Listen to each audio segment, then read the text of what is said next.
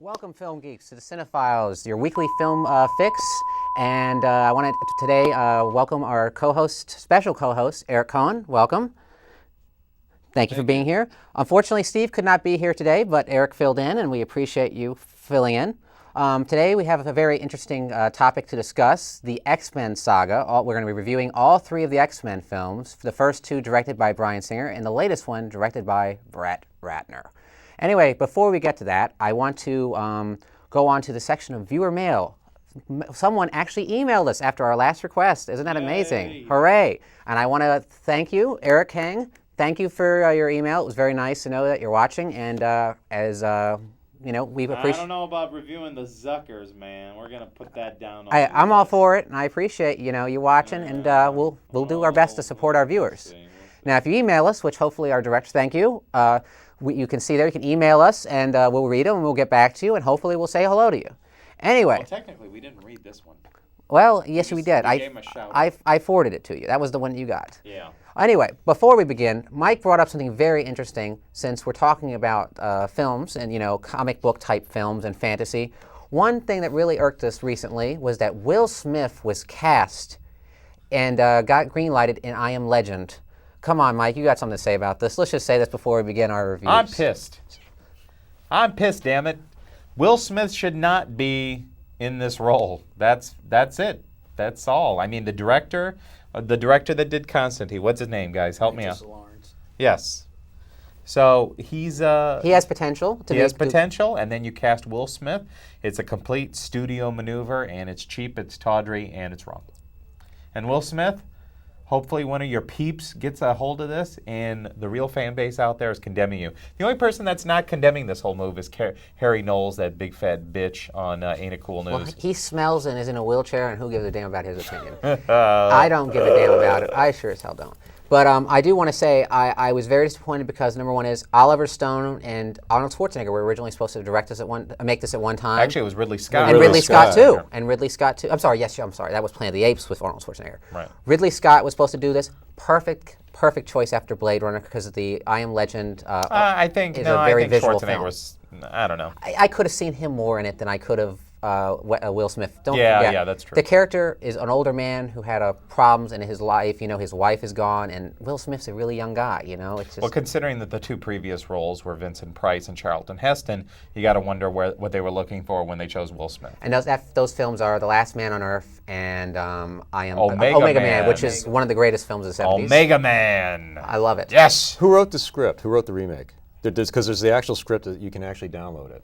I think it has there's actually quite a few writers. It's been so many revisions. Someone specifically wrote it. I forgot who it was. Wasn't it the guy that did X-Files, the movie? Rob, what's his name? Rob Bowman? Yeah, Rob. It might be Rob Bowman. It might be Rob Bowman. But anyway, we don't want to get too long on this subject, but let's just say it's a big disappointment, and Will Smith, you should be ashamed of yourself. You should know that people do not want you in this role. Will sorry. Smith, you're miscast. You should be ashamed of yourself that you're accepting a paycheck from a studio. What the hell's going on? Yeah, $20 million plus? Come on. Anyway, let's get into a real subject today, and today it's X-Men. X-Men was in development hell for many years. Many directors were attached, like Jim Cameron, and it finally got made in 2000. Well, Richard Donner was the one that owned the film rights for, yes, he did. And he did produce the Inception, I guess. And he produced it with his wife, Lauren Schuler Donner, and it got made with Bryan Singer, fresh off Apt Pupil and Usual Suspects. Let's start with you, Mike, because I know comics are your life. And how would you stack up And that the makes saga? me seem very important at this. Well, no, it's a movie. As you said, the X-Men are some of your favorite comics of all time. The biggest fan. True. I felt that at first I was very, very skeptical.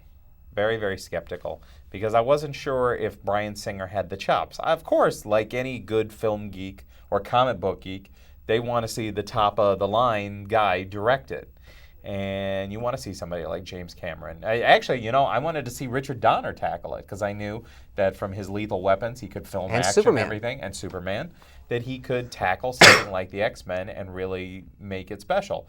But instead, he trusted this young director, Bryan Singer, who, had Apt Pupil, I didn't care for it. Usual Suspects, but...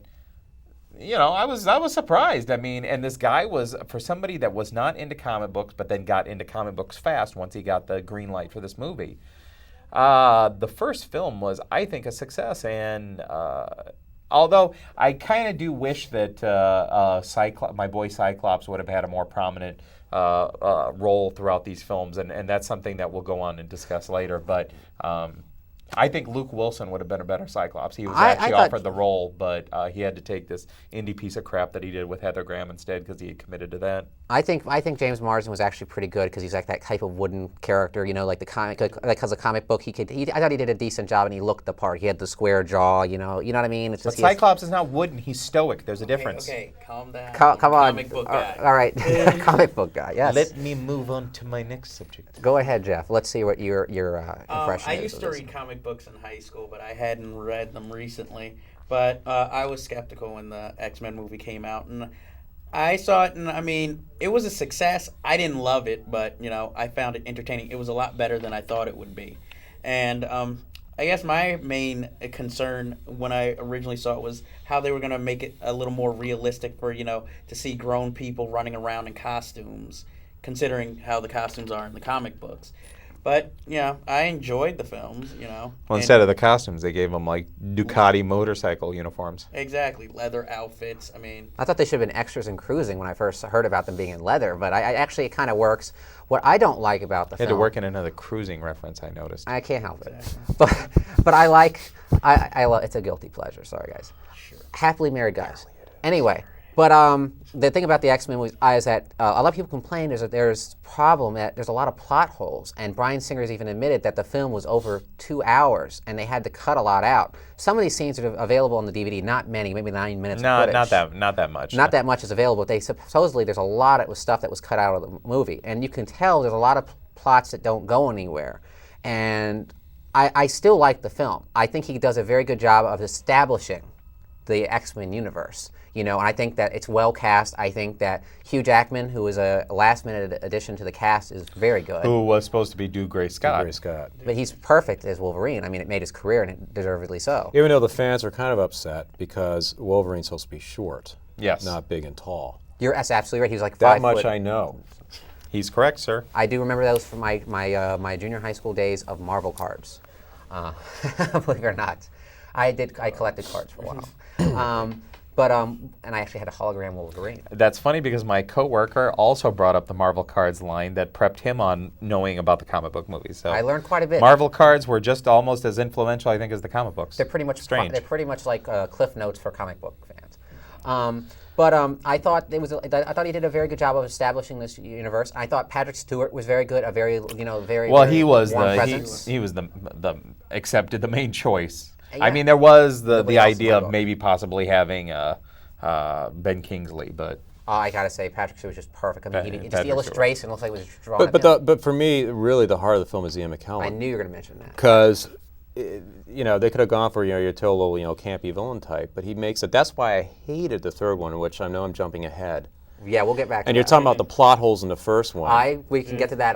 Third one. I don't want to give it. I want you guys to tune in. We're going to get into that because I kind of agree. But with you. no, I thought Ian McKellen's really the soul of the film, because really the film is really about him. I mean, the opening scene is all about him in childhood in a concentration camp, and that's all Bryan Singer's invention. We want to mention too of his making him a survivor of a prison camp. Which no, that's not an invention. That's the actual character. that wasn't the okay. But the intros is great.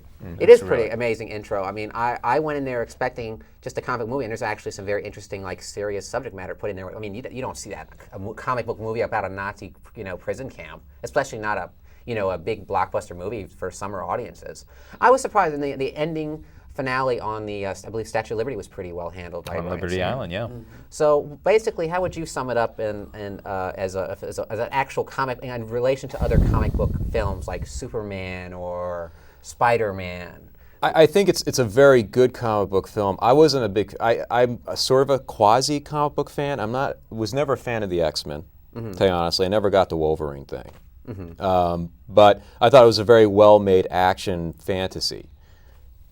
Yeah, I can agree with you on that. I mean, I really liked that it was handled differently and not like still comic book. It was. And I handled liked the seriously. leather. And I could see why they were doing that because, they did it like the original costumes of the comic books. It would look kind of silly. I would agree with you because, I mean, can you imagine these people trying to blend in the dark or hide? You can't hide in yellow spandex, In fact, they make a Exactly. joke about it in the movie, I believe. Mike, did you like the serious tone too, instead of it not being kind of goofy? I absolutely Superman? loved it. I mean, I don't want something like the X-Men being camped up because it's dealing with a very serious subject in the notion that you do have people that are different than other people and how they deal with it, how they get together, how they educate themselves, how they train themselves to fight people or other mutants that maybe are not going to have such have more of a dispassionate look at the human race that they're competing with or whatever in the evolutionary race. But one thing I do want to say about the first film that I was a little annoyed with, and once again we'll go on with this later on, is the over focus of Wolverine. That's one thing. I'm a big fan of the X-Men, and what's great about the X-Men is Cyclops was always my favorite character, but each X-Men had a really great and They have their wonderful own distinct stories? person. Yeah, their own stories, their own distinct personalities. Wolverine got a little bit too much focus on the first one. And then it just happens to get really ugly in 2 and 3 with that focus. I could never figure that out. I'm with Eric. I just don't get that phenomenon. And I I think it's more because he's a fan favorite character, so it's more like giving the people what they want. Right. Yeah, they see him as like the most interesting character with the most mainstream appeal, And I didn't like one thing I didn't like about the movie is how they just have this whole backstory with him, and it's just throughout the entire movie, and it does take That's away. 2. I mean, it continues from 1 though. You're like, where am I from? Who am I? And then you see that in 2. You get a little bit in 1. You Yeah. get little pieces of it, and it's kind His of intro though is great. it is a good with the His, bar fight. yeah, the bar fight, great. and then the And accident. The relationship with him and Rogue is nicely established too. Yeah. I think. Yeah, I did. And the two actors, Anna Paquin and Hugh Jackman, had great chemistry. I thought. I really like that aspect. What about, so Jeff, what do you think overall is the first X-Men movie? The first X-Men movie was entertaining. It was one of the better ones, but I had no. Better comic book movies or better? No, it was one of the better comic book movies, but I really have no overall complaints about it. Special effects, very good. Very good special effects and. Halle Berry didn't Decent get much stuff. to do in the first one. No, decent storm the though. second Decent one, storm. really. But anyway, I thought it was a decent film. It had some problems, but overall, it was a pretty interesting comic book film. Very unique and different than the other ones that you saw at the time. It didn't really copy from other movies, and I really liked that. The best scene in the film, though, when they introduce the 2 villains, Sabretooth and I think Toad, and then they bring Cyclops and Storm in. I love those That two whole villains. introduction in the snowy, off the road, the accident, Wolverine goes through the plate glass. Wolverine, Cyclops blasts Sabretooth, across the snow. That whole scene is a perfect scene. I love those Great villains. setup. I love those villains, and I thought they were very interesting. Unfortunately, we won't get into why. They're not in the other ones. Anyway, after X-Men came out, it became an even bigger hit on video, and they spent a lot more money on the sequel, which came out in 2003. Again, it was directed by Bryan Singer and reunited most of the cast to the film. And it actually continued the story and added some interesting twists, and it continued with, I guess, Wolverine's backstory and really explained a lot of where he was from and who he was. And it did even better than the first one. Let me say this, that the story, the script itself, is a combination of 2 things. It's based on a graphic novel that the X-Men came out with called God Loves, Man Kills. Mm-hmm. And it's a blend of also the Weapon X storyline that was briefly covered in like a limited series about Wolverine's metamorphosis into the character of Logan, into the superhero known as Wolverine. So you blend those 2 stories and a little bit of other like Wolverine characters that was not in the X-Men, like Lady Deathstrike. That's a Wolverine character. So it took these 2 stories and merged them together. But once again, even X-Men 2, as good as it was, once again, it became Wolverine and his amazing friends. That's what I felt like. It's a good movie. It's just too Wolverine heavy. What did you think, Eric? Did you like the Wolverine backstory, or did you think it distracted from the other interesting characters in the movie? Well, speaking as not a fan of the comic books, and therefore not as well aware of the importance of certain characters over other characters. And you're non-biased too, which I You're right. I didn't mind that. Again, to talk about the second one, you have to go into the third one, because I thought like a lot of potential was set up in the second one. I thought the second one was actually a better film than the first one. I agree. I thought think it of was the trilogy, tighter. it's the I thought the best. characters are better fleshed out.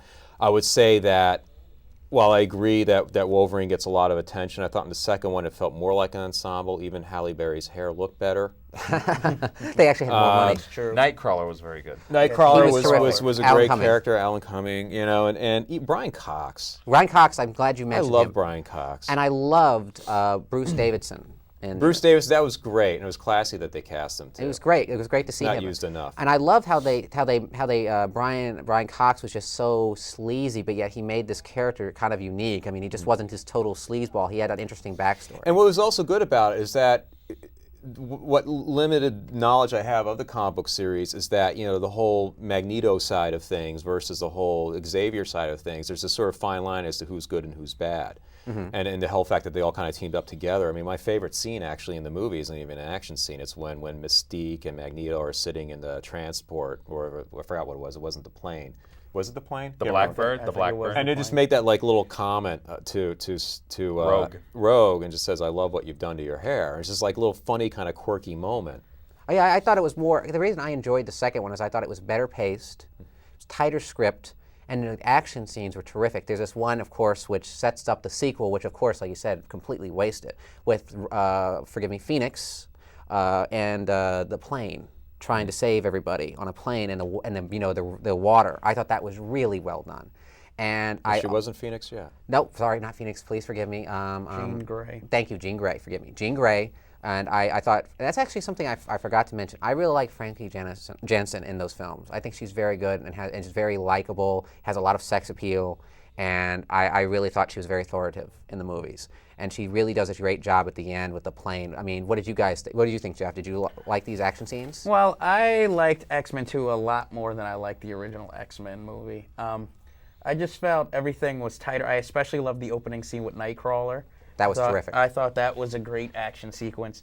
I have like trivial problems with it. Like, one of my favorite characters is Iceman, and to me in this film, even though they give him a backstory, he also to me seems like a pussy. To tell you the truth.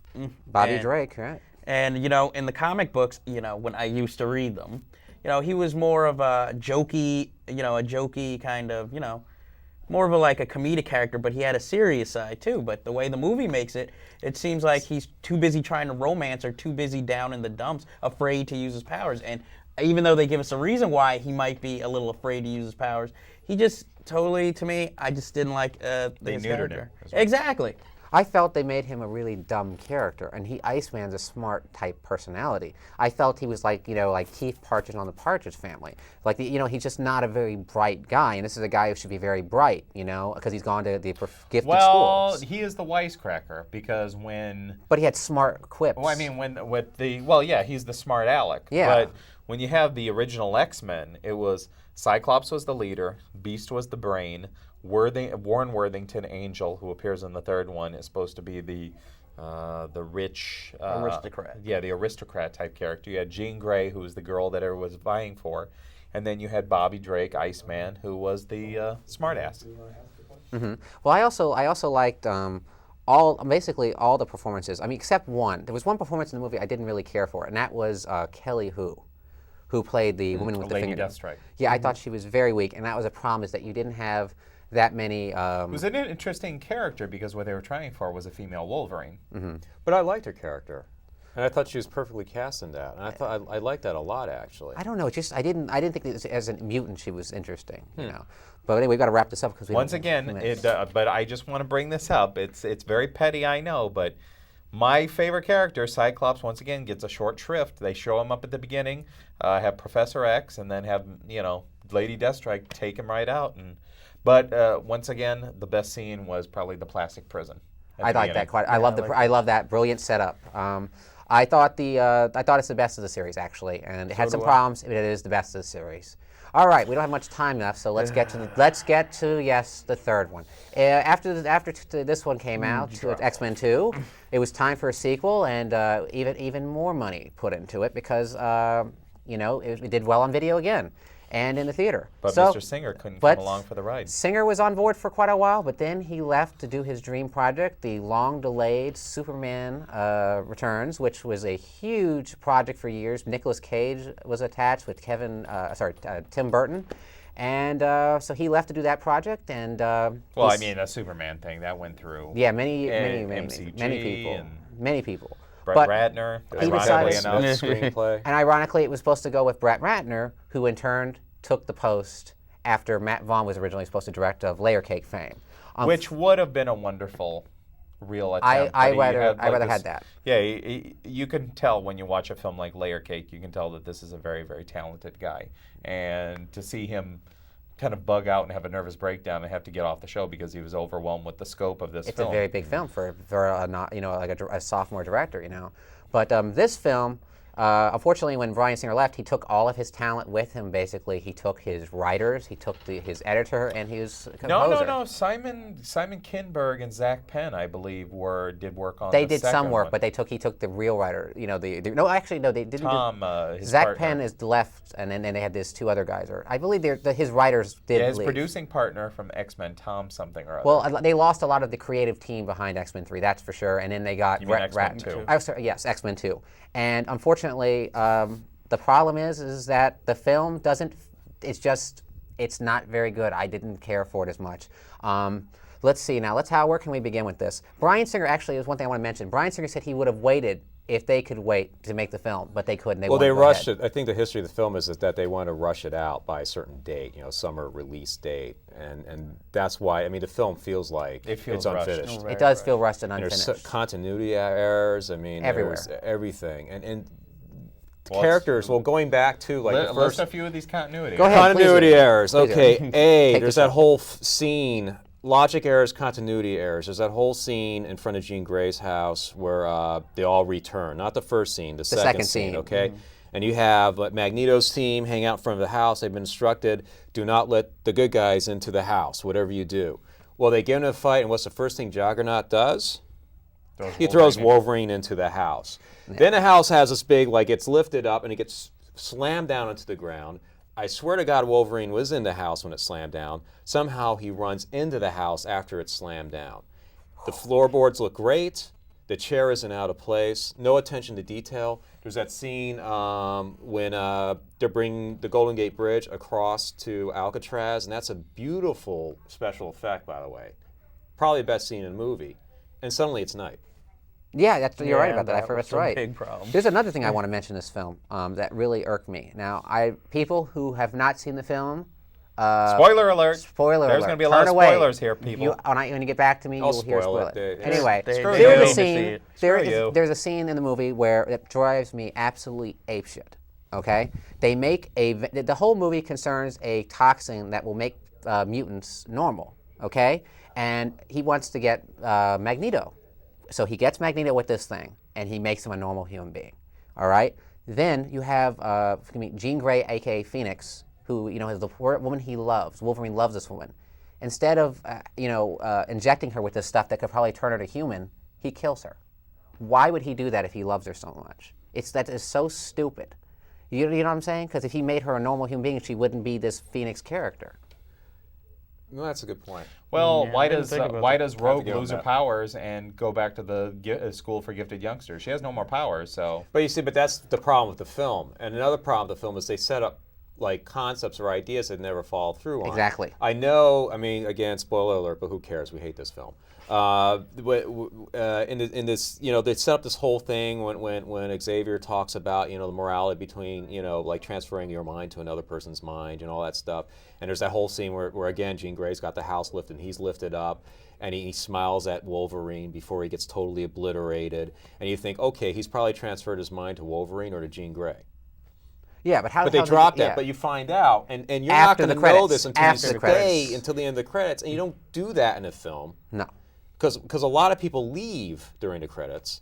I did. So a lot I of was people bored. didn't I know did. that there's this little sort of Easter egg know. thing at the end when it turned out that he transferred his mind into. This common. And how the hell could he do Right. that? From he has done that person have to be I near mean, why him? that character? Why not Exactly. Jean Grey? Save Jean Grey. Why not Wolverine for that matter? Why kill off the leader of the X-Men, Cyclops? Why just kill him off just for really no reason? Yeah, he other dies unceremoniously. Mystique Completely goes wasted. back to being human than Rogue loses her unceremoniously. Completely powers, wasted. Completely wasted. After all the great work they kill- did into building up these characters in the first two films. And they skewed it irony- more towards a younger audience because we spend more time with a younger X-Men. Kitty Pryde. Exactly, and she really has nothing really to do. Colossus comes out of nowhere. And Juggernaut. I'm Juggernaut, bitch. I mean, that was so stupid. You know, and the thing I actually liked Vinnie Jones. I as like him, Juggernaut. but it was he had a stupid very as strange shit. helmet. He looked like Stupid. a And his he chest. looked like he should be on. But was that He-Man his and real a- body, or No. was that No, that was- because that was a like fake even like body. all like the fake stuff looked really fake in this film? That's the thing that got me. Like the hair styles looked worse. Yeah, the Wolverine's sideburns. hair distracted was by Wolverine's horrible. His hair was a Storm- mess. But Halle Berry had a better wig. we got. I She actually had a one thing. better We only wig. have and one. she had more lines. We only have like a minute left, so I want to wrap Wait, this up. and let's Jeff, we need your opinion on this. X-Men 3, I thought was barely passable, and I use that term loosely. I mean, it showed everything that's wrong with Ratner's direction. Models being X-Men all of a sudden, you know, I guess, what's his name, Magneto's I don't know. guy. Danielle Ramirez is Callisto. She's pretty freaking hot. She's pretty, but what does she really have to do? She doesn't have super speed, One by good the way. thing They made her though, into the surprisingly Flash. good Kelsey Grammer. He is very Yeah, good. so that was That was surprising. a surprise. Well, I want to wrap this up because we got like less than a minute. But I will say, Simon Kinberg and Zach Penn did such a miserable fucking job with the screenplay. It's one of the dumbest screenplays of a superhero film I have ever seen, and that includes Superman 4. Okay. So these guys need to be. I got to say punched. something. I got to say something. Okay. I got to because I've been wanting to say this for weeks. Hurry up. Basically, my friend and I had a theory about Brett Ratner. Why his films technically look so good but are crap. He surrounds himself with decent technicians and special effects people and cameramen. But the man is no better than your basic Ed Wood as far in the director's I got to be chair. honest with you. I can't blame Ratner too much on this. I think it's the screenwriter's fault for I think- having such a. I think it's the producer's I fault. think it's his fault I think because it's he didn't I think it's the studio producer's fault for rushing a film without taking the time it needed to be made. Anyway, until next See, week. so what we're thank doing you. is we're passing the blame. We're sharing it. Avoid. Good night. Okay, good. I like that. Avoid.